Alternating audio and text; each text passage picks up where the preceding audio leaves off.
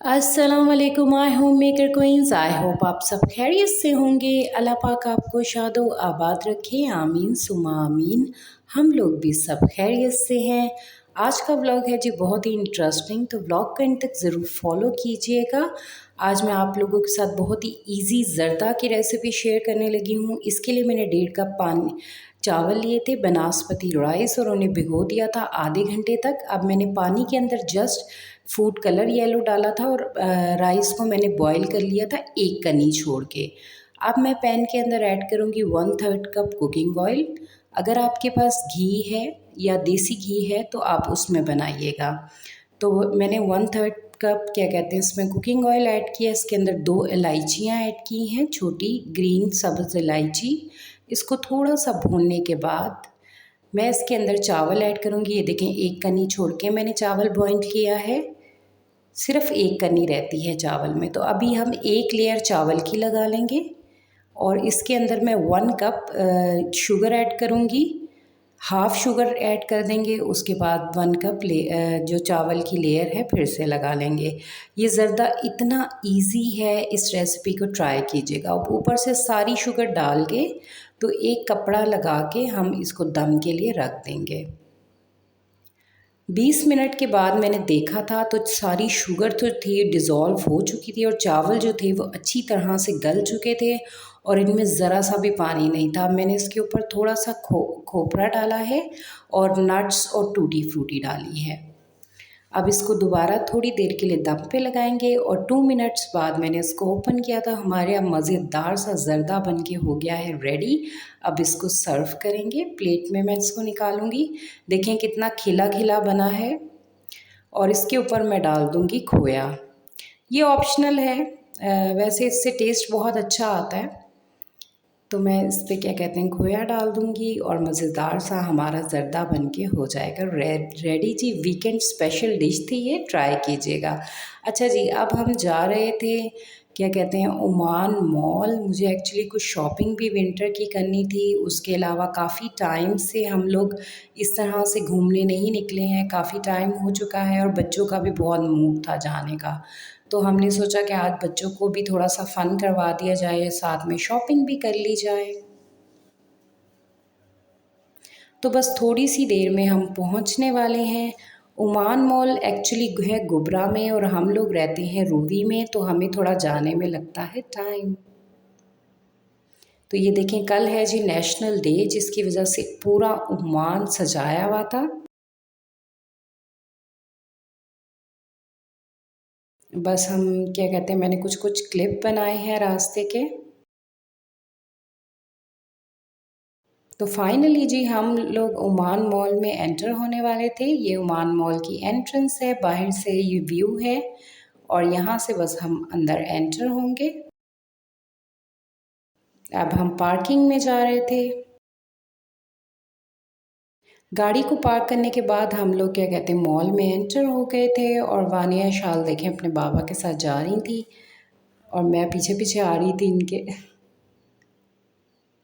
तो बस मॉल में तो जब चले जाते हैं उसके बाद इतनी थकावट होती है। और ये ना इशाल ने बेड देखा, तो इशाल अपने बाबा को कह रही थी बाबा मुझे ये बेड चाहिए।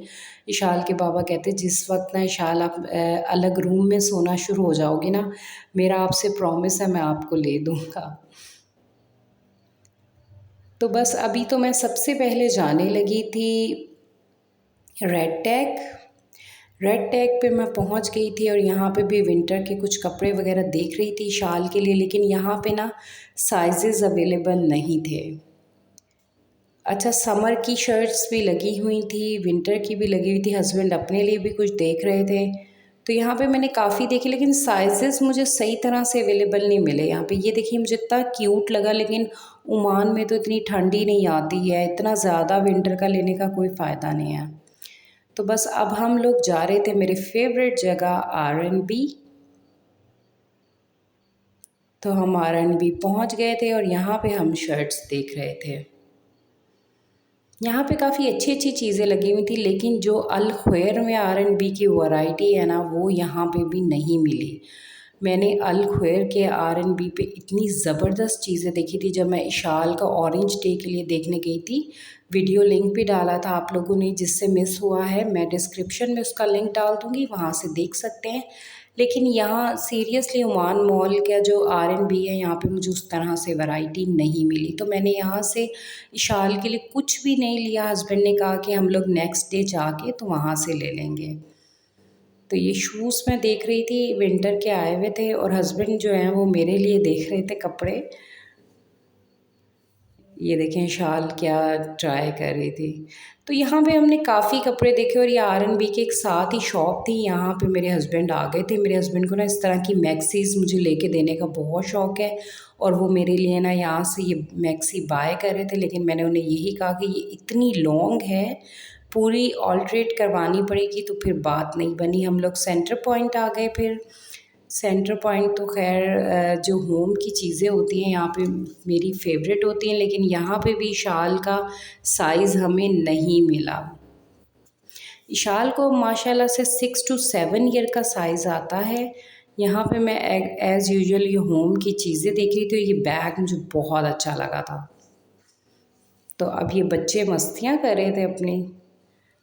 तो अब हम जी आगे थे KFC, क्योंकि बहुत ज़्यादा भूख लग पड़ी थी, तो खाना खाने के लिए बच्चों को बस खाना वाना खा के हम लोग पहुंच गए थे मैजिक प्लैनेट। बच्चों ने आज ही बाबा से अपने फ़न करवाने का वादा लिया हुआ था कि हम यहाँ पे फ़न करने आएंगे, तो खैर हम लोग इन्हें ले आए थे। तो बस अब बच्चों को हम राइड्स वगैरह दिलवा रहे थे।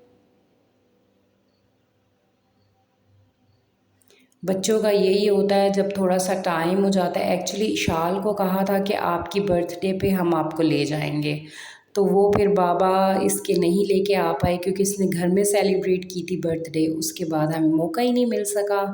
तो ये फिर हम कह रही थी मम्मा आपने तो मुझसे कहा था। मैंने कहा चलो आज फिर आए हुए हैं तो फिर तुम्हें फ़न करवा ही देते हैं। तो बस बच्चे यहाँ पे इंजॉय कर रहे थे। इस गेम में वानिया शाल ने बहुत ही मज़ा किया था। चलो भाई लेट्स गो। कटना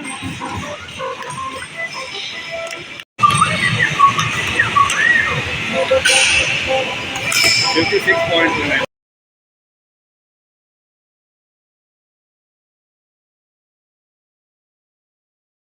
काफ़ी देर इन्होंने ये गेम खेली थी और वानिया जो है वो विनर हुई थी।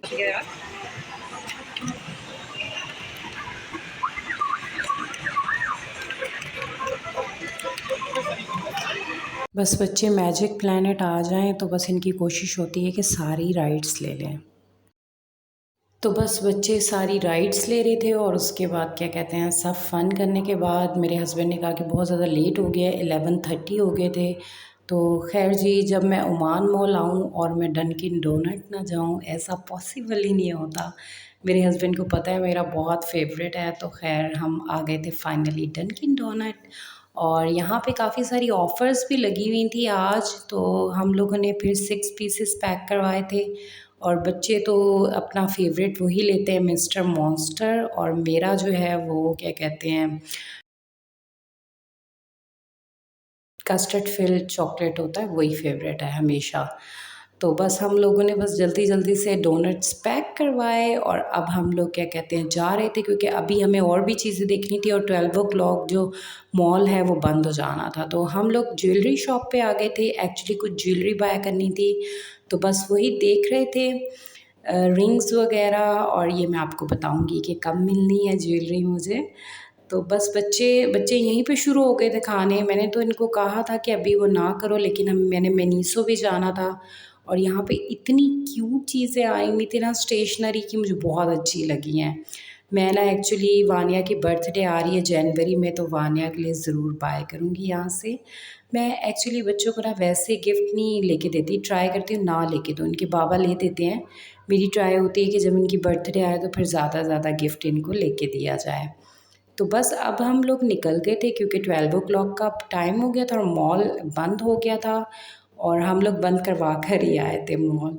खैर हम लोग घर पहुंच गए और बच्चों को मैंने सुला दिया और अब मैं और हस्बैंड करने लगे थे डंकिन डोनट एंजॉय, क्योंकि मेरे हस्बैंड की सुबह छुट्टी थी। सुबह 18 नवंबर को नेशनल डे है ओमान का, जिसकी वजह से पूरे ओमान में छुट्टी है।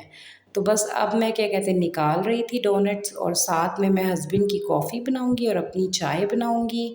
आई होप मेरा आज का व्लॉग आप लोगों को अच्छा लगा होगा। अच्छा लगा है तो लाइक शेयर कमेंट कीजिएगा। मिलूंगी एक नए व्लॉग के साथ, तब तक अल्लाह हाफ़िज़।